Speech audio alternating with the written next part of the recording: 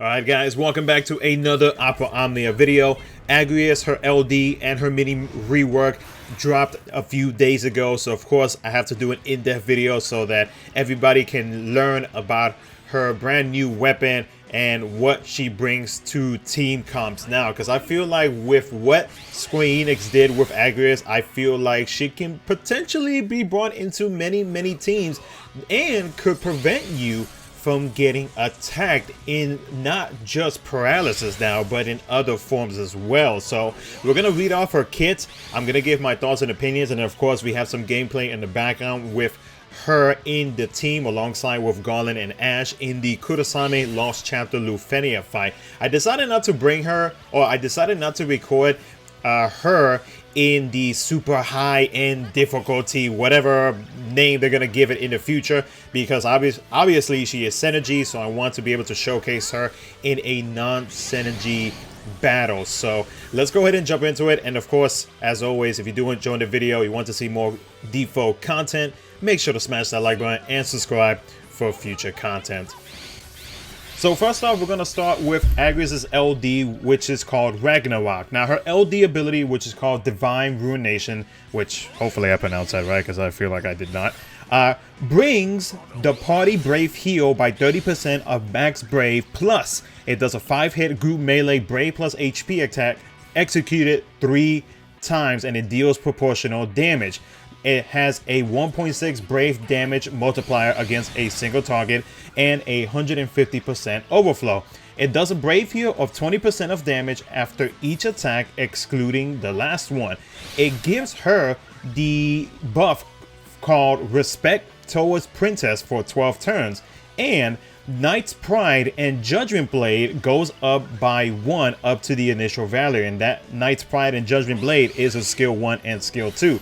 Her Brave attack becomes a Brave attack called Kuj Rentsu. If, again, I'm mispronouncing this, I apologize.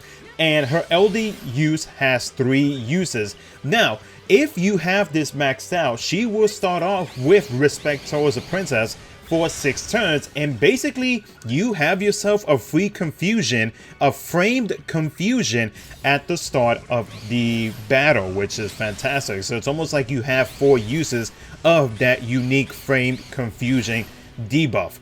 After that, the special effect from Respect towards a Princess gives her a 40% attack boost, a 20% Brave damage boost, and her HP attack becomes HP attack plus.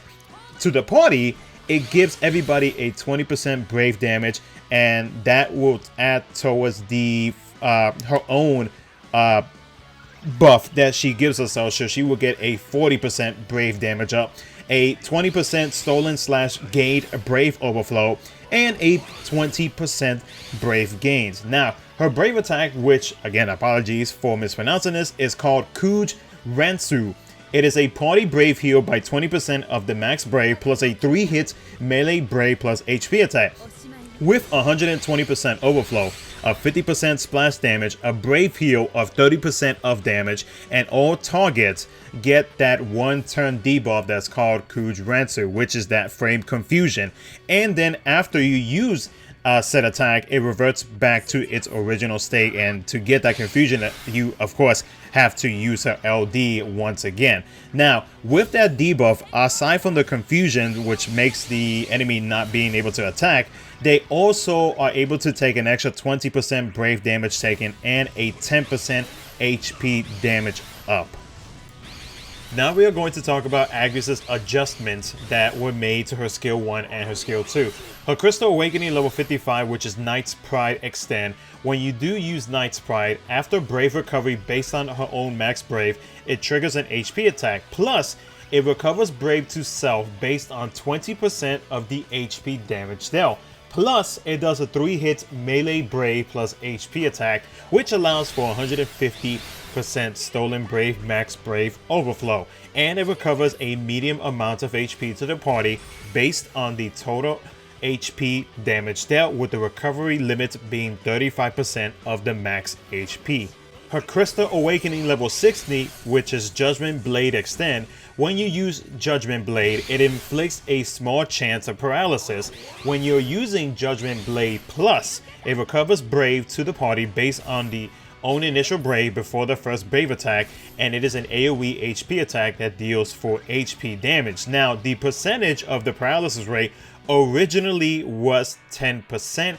It has now been increased to 25%, but of course you can still get that guarantee of a 100% paralysis whenever you use her C65. So overall, to sum up, after using Agrias and her LD with her small rework to her skill 1 and skill 2, I feel like Agrias, her longevity has definitely been extended with the addition of her LD, basically giving her a free skill usage, even though it's technically, I guess the right term of it would be you recover an actual ability used through skill 1 into skill 2 after you use the LD. But just with that alone, you are able to extend the longevity for Agrias, and I like that a lot about her. Now, the one thing that I really liked about her kit before she got her LD was the chance of paralysis, the guaranteed 2 hits after you use her C65 to get that 100% chance of paralysis. But with her EX having that silence frame diva to make it so that they won't do any HP attacks was very nice. It was convenient in some situations where you had to deal with constant HP attacks, but now with her LD having that frame confusion, it really makes her be a good choice to bring into a team comp whenever you are, say, trying to avoid any constant HP attacks, or you are trying to build up a team to the point where your teammates will basically demolish the enemy, while Agrias is just there to not only bring Brave to your party, but also send healing. And aside from that, you have a small chance of paralysis with that guaranteed 2 after using C65. And then, of course, you have the frame confusion, which is an AoE confusion, which makes it even better. So overall, I think her kit now is very good. She is a solid unit in my opinion, with the changes that she got and the extra add-on that she got with her LD. But that, you know, that's just myself. After I have used her in a couple of Lufenia fights, I really adapted to the way that I used her. But not only that, she just felt so natural to use, just knowing that I have so much in just one character. And you know, I could say the same for, like, say, Yuna, who Yuna brings so many good party-wide buffs to the party. I can kind of say that they are in the same, not in terms of what they can do, but just the amount of utility that both of them have in their own kit. So I find Agrias to be a solid unit now. I feel like her LD really just gave her that extra edge in battle to be like, hey, I can help you out in this fight. Just give me a shot. And then she really just proves to basically any team comp that she could be a solid unit or a solid addition to the team. So overall, I do like her kit. I'm glad that she finally got her LD. I'm glad that she finally got some love, and to be able to not only paralyze and silence the enemy, but now being able to confuse them is a big plus. So overall, I do like where she stands now. She's awesome. She's fun to use.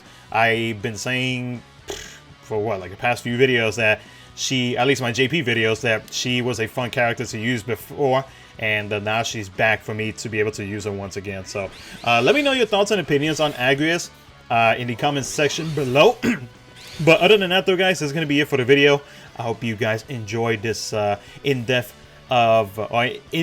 video of Agrias, and of course the gameplay that I have in the background. If you do enjoy this video, make sure to hit that like button, subscribe for future content. Thank you so much for watching, guys, and I will catch you guys in my next video.